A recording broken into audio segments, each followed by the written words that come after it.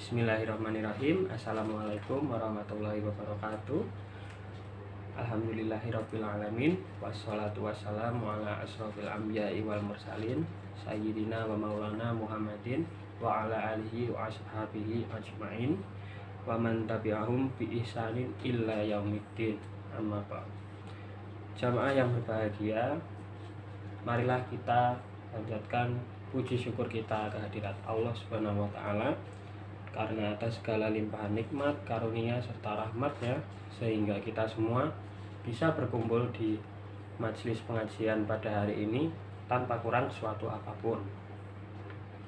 Tak lupa juga kita aturkan sholawat serta salam kepada junjungan kita Nabi Muhammad Sallallahu Alaihi Wasallam, karena atas segala usahanya dan perjuangannya kita semua dapat meninggalkan dunia yang penuh dengan kegelapan menuju dunia yang telah berislam, yang jauh dari segala kemaksiatan dan kebodohan.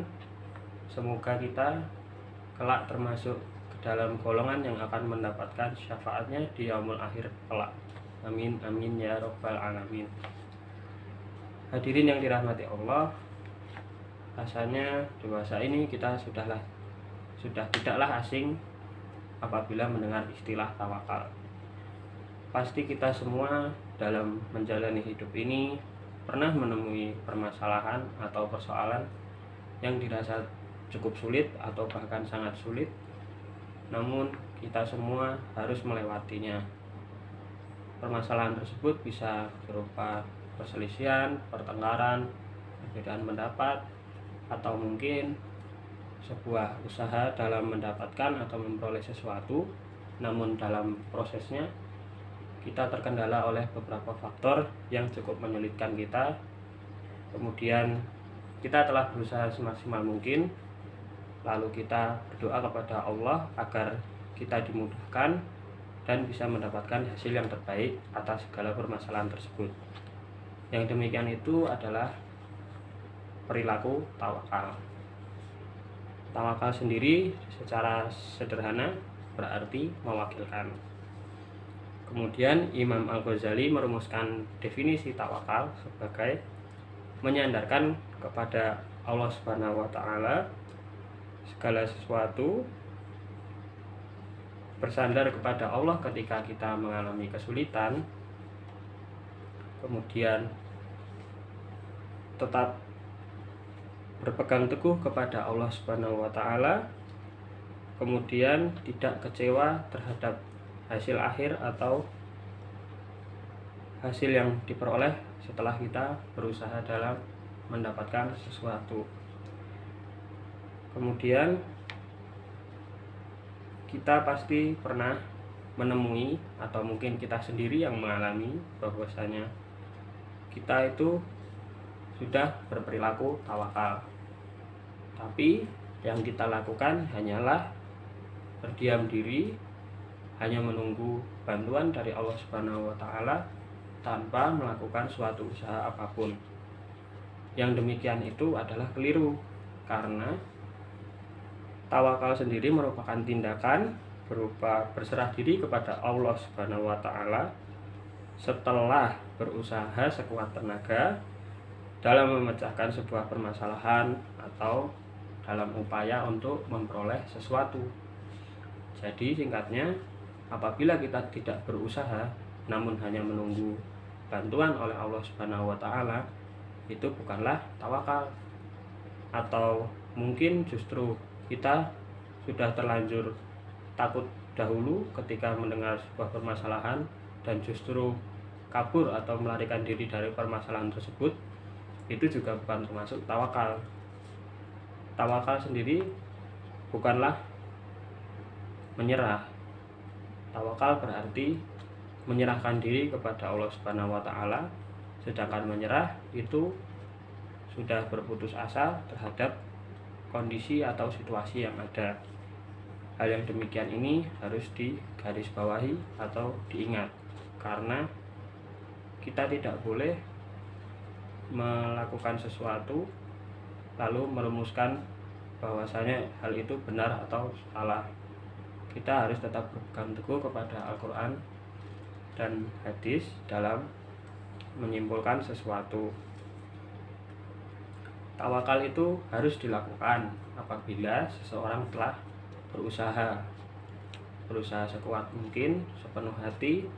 Kemudian apabila dirasa ia sudah berusaha, kemudian ia tinggal menyerahkan sisanya kepada Allah Subhanahu wa taala.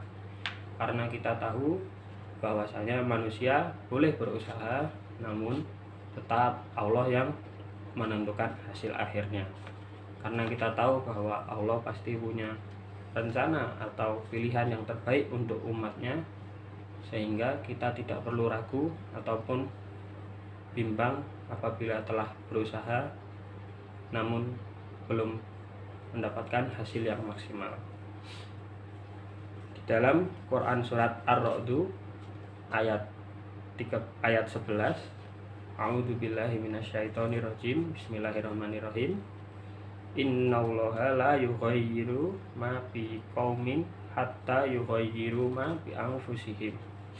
Yang artinya sesungguhnya Allah tidak akan mengubah nasib suatu kaum sebelum kaum itu sendiri yang mengubah apa yang ada pada diri mereka masing-masing.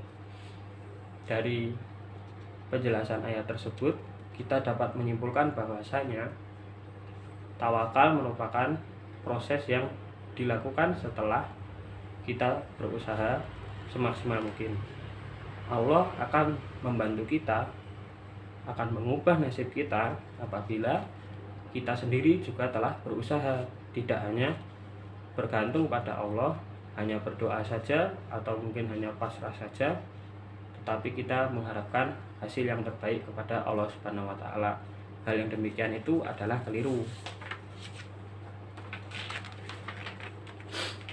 Diriwayatkan dalam hadis At-Tirmizi, pada zaman Rasulullah SAW ada seorang laki-laki yang ingin meninggalkan untanya di depan masjid untuk melaksanakan sholat. Tetapi unta tersebut ditinggal tanpa diikat terlebih dahulu. Kemudian Rasulullah bertanya, "Wahai pemuda, mengapa engkau meninggalkan untamu dalam keadaan tidak terikat?" Kemudian ia menjawab bahwa ia sudah bertawakal kepada Allah Subhanahu wa taala. Lalu Rasulullah SAW yang mengetahui hal tersebut menjawab pemuda tersebut, "Ikatlah untamu terlebih dahulu sebelum engkau meninggalkan untamu, lalu kemudian baru kamu bisa bertawakal."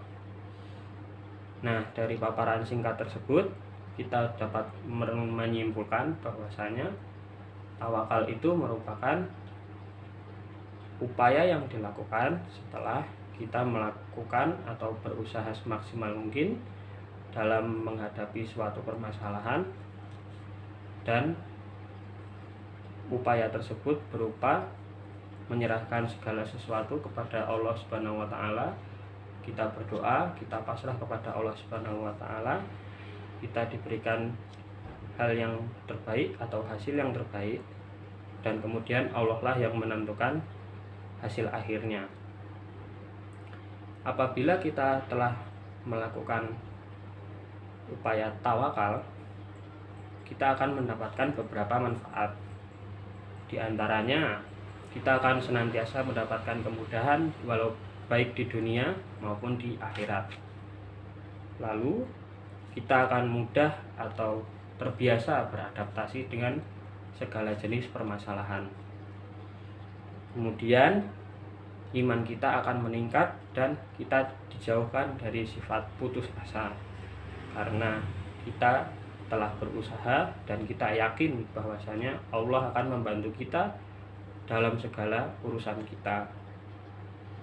Kemudian Allah akan mencukupkan rezeki kita. Jadi kita tidaklah perlu bimbang, tidak perlu khawatir untuk urusan rezeki, pasti Allah sudah mengatur rezeki kita. Kemudian kita akan dijauhkan dari godaan syaitan. Godaan syaitan bisa bermacam-macam, di antaranya adalah ragu, bimbang, atau yang mungkin paling parah adalah berprasangka buruk dan berprasangka buruk itu kepada Allah Subhanahu wa taala. Hal yang tersebut itu justru membahayakan diri kita. Oleh karena itu, apabila kita telah berusaha sepenuh hati semaksimal mungkin, jangan lupa untuk berdoa atau berserah diri kepada Allah agar kita mendapatkan hasil yang terbaik, sehingga kita akan senantiasa dijauhkan dari sifat atau sikap yang penuh keraguan atau bahkan berprasangka buruk baik kepada sesama maupun kepada Allah Subhanahu wa taala. Kemudian kita bisa masuk surga tanpa dihisab apabila kita termasuk golongan orang yang bertawakal. Nah, demikian ini adalah penjelasan dari perbedaan tawakal dan menyerah.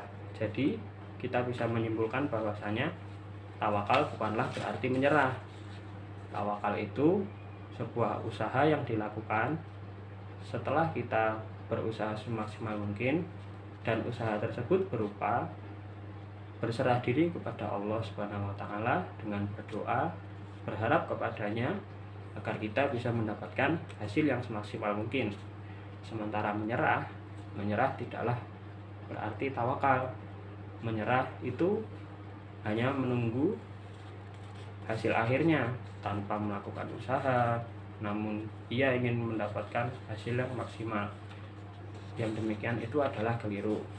Semoga kita semua bisa dijauhkan dari segala sifat-sifat lemah atau sifat-sifat syaitan yang mudah menyerah, putus asa, dan kita senantiasa bisa mengaplikasikan segala amalan-amalan baik yang telah dicontohkan oleh Nabi Muhammad SAW.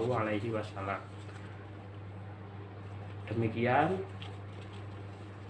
ceramah singkat dari saya. Apabila ada kekurangan mohon dimaafkan. Wabillahi taufik wal hidayah. Assalamualaikum warahmatullahi wabarakatuh.